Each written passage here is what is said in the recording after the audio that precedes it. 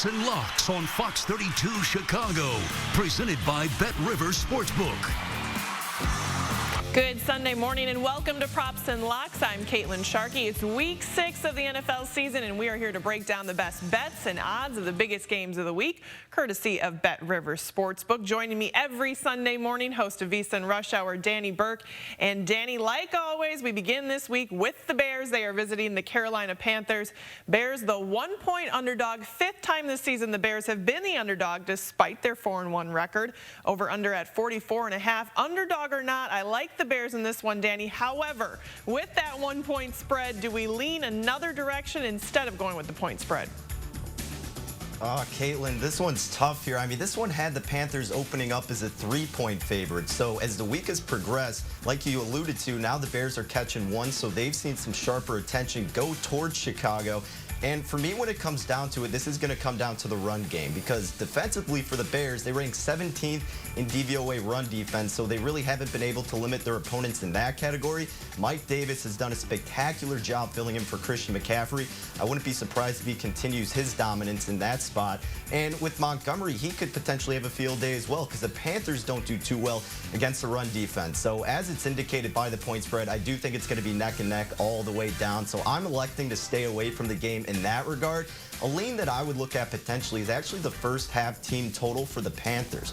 Now, their number is set at 10.5. This team's averaging about 14.8 points per game in the first half. The Bears are allowing opponents about 11 or so points per game in the first half, but getting to that mark of over 10.5. The Panthers have done that in 3 out of their 4 games so far this year, or 4 out of 5 games, excuse me. And Bears have allowed opponents to get over that mark in 4 out of 5 games this season. The only exception, the New York Giants, and that was when Saquon was out. We know how bad that offense is. So I would look toward that bet instead of sweating it out all the way. Panthers team total first half over 10.5 would be a lean for me. Sounds good. Keeping with the Bears, though, for a minute, Nick Foles making his 3rd straight start at quarterback. Let's look at a Foles prop bet for this week. Looking at total pass completions over under 22.5.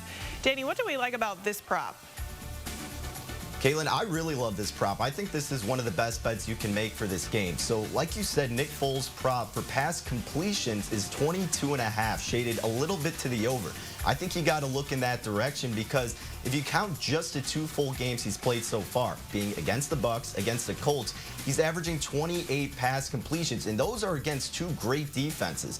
Now you're going against the Panthers defense that is pretty middle in the pack when it comes to pass defense. I think he's going to have a really solid day in the air. You're getting a good spot with 22.5. You have to lay a little, but the numbers back up Nick Foles here, so look for Foles over 22.5 completions today. Yeah, I like that as well. Staying in the division for Game 2, the Green Bay Packers taking on the Tampa Bay Buccaneers in Tampa. Aaron Rodgers and Tom Brady going head-to-head. Brady obviously coming off the loss to the Bears. This one, another 1-point spread over-under at 55.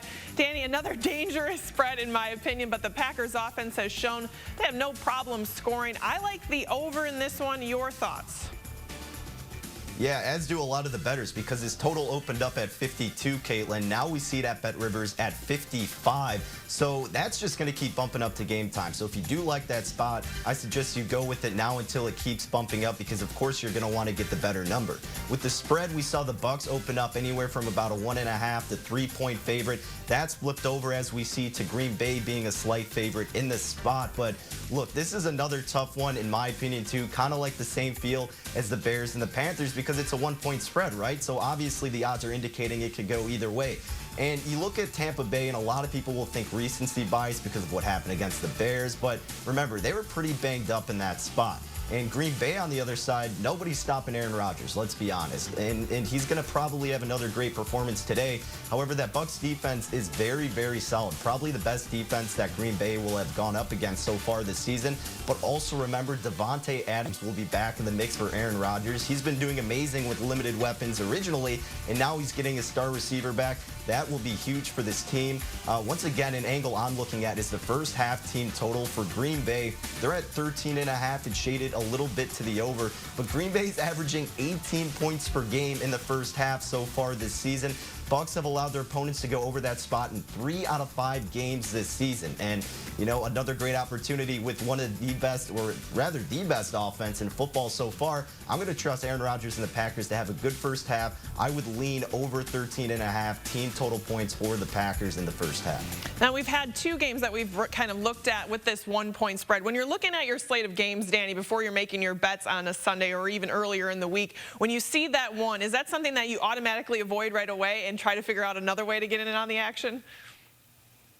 You know, Kaitlin, it really just depends because we talk about teasers a lot on this show, and that falls under the category of teasing up short home and road dogs, being if they're catching +1, +1.5, up to +3, you want to tease those teams up through the 3 and through the 7, either on a 6, 6.5, or a 7-point teaser. Remember, if you don't know what a teaser is, it allows you to manipulate the lines and change it by those numbers. You have to have at least 2 teams involved in those teasers. So when you see a short home or road dog, being the Bucs, being the Bears, you tease them up 6.5 points, up to 7.5, getting over that key number of 7. You get another team in that mix. That's a really good angle to look at. And really, it doesn't necessarily scare me away. I just don't have that good of a read in a game like the Bears and the Panthers, where the Bears, they're so tough to trust right now. And I know they've been, obviously, in the record book, it indicates otherwise, but we know how much they've battled from behind. And in that first half, they scored their 14 points against the Bucs in the last 2 minutes. Kyle Fuller getting a huge hit, being a momentum shift, obviously. But look, the Bears are going to have a tough test against this Panthers team that shocked some people. We talked about Mike Davis. He's probably going to have a big game against this Bears run defense that has been suspect so far. And Teddy Bridgewater, while the Bears have been defending the pass well, if he doesn't have opportunities downfield, this guy's mobile. So they're going to have a tough time stopping him too. I'm not saying I'm looking toward the Panthers here for the full game, but in these specific spots where anything could happen, I'm just electing to stay away from both and looking at other angles, being the first halves. Absolutely. They keep us guessing. Still more to come on Props and Locks. More of Burke's best bets as we continue with a look at the rest of the Week 6 action. And a reminder, you can always place your bets at betrivers.com or using the BetRivers mobile app. We're back after this. Props and Locks on Fox Sportsbook. Welcome back to Props and Locks. I'm Kaitlin Sharkey, joined by the host of VSin Rush Hour, Danny Burke. Danny, let's continue with the rest of our slate today. The 1-3 Lions taking on the 1-4 Jags. Detroit lane 3 here, over under 54.5. Lions coming off a Week 5 bye. Jacksonville coming in on a 4-game losing streak, and I can't believe I'm saying this, Danny, but hard not to lean toward Detroit. Kaitlin, I'm with you here, and it's ugly. We just talked about teams we can't trust or games we don't want to be a part of. This falls right into that spot because how can you trust Detroit? They've blown multiple 14-0 leads so far this season.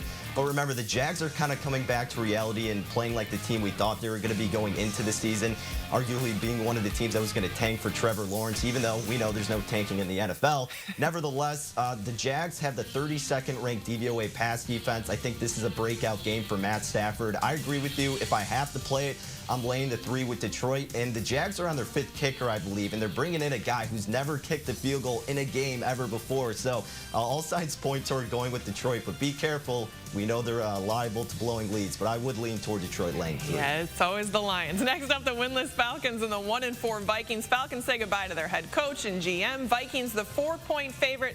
Danny, I think Atlanta is in shambles right now. I like Minnesota money line. Are you going with your Vikings pick this week? I know you love it. Look, the angle I'm going at is, once again, I sound like a broken record, but a first half spot here with Minnesota. And this is a prime opportunity because we know how bad this Atlanta defense is. Atlanta's allowing about 14.8 points per game in the first half to opponents, and Minnesota's averaging right around 13 or so. So 13.5 is where that number's at. I think Kirk Cousins gets out to a good game. No Dalvin Cook, no problem. We saw Mike Davis filling for McCaffrey. That's what happens in the NFL. You plug in another solid back. Mattinson's going to do a great job. It's not going to be a problem. And I know we win against or with this trend with the Texans. You fire your head coach, you back him the next week, and that obviously falls into line here with Atlanta. But it just seems different with this Falcons team. So if anything, I'm doing the first half team total over with Minnesota. That's the only play I would like, but I would gravitate toward your side for the full game as well. All right, moving on to a big AFC North battle. Pittsburgh Steelers laying 3.5 against the Cleveland Browns, over under at 51. Which way are you leaning for this one, Danny, or do we take a teaser opportunity here? Yeah, I think this is a prime teaser opportunity. Look, the Browns are one of the hottest teams in the league right now. Everybody's falling in line and loving them, but they're 1-7 straight up and against the spread. Their last 8 games on the road, historically, they've been brutal at Heinz Field. So catching about 3.5 now. It even got up to 4 in some spots. If you tease that up to 9.5 or 10.5, depending on where you get it, I think that could be the good spot here. And obviously, you pair that with another team. It's not going to be a best bet, so I don't necessarily have another team that I like to pair with it. But if you seek one out, remember short home and road dogs and home favorites of about 7 to 9. Tease them down. You could pair it with the Browns as a short dog here because I think that would be the best angle in this spot. All right, and finally the 4-1 Rams taking on the 2-3 49ers. San Francisco catching 3 over/under at 51.5. Jimmy Garoppolo practiced all week as a full participant. Not sure that changes my mind. I like Sean McVay and the Rams here. I'm absolutely with you here, and we love Jimmy Garoppolo here in Arlington Heights, of course, hometown kid, but I think I got to fade him once again. How can you trust him right now? And the Rams have only had one flimsy game, and that was against the Bills where they arguably should have won, but it was because of that atrocious first half that put them in a bad spot. You're getting a premium price here with Los Angeles. I know the Sharps are looking toward the 49ers, but I laid the 3 with the Rams here. I think that's the move. And when you're looking at that 3, is that anything that kind of shies you away, or do you feel pretty confident in the Rams in this one?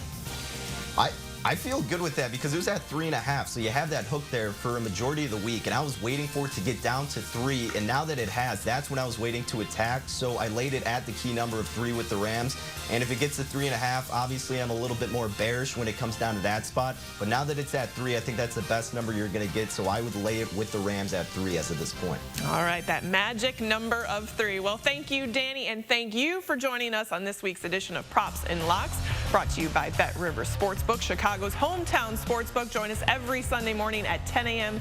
Make sure you place those bets at betrivers.com. Fox Kickoff Sunday is next.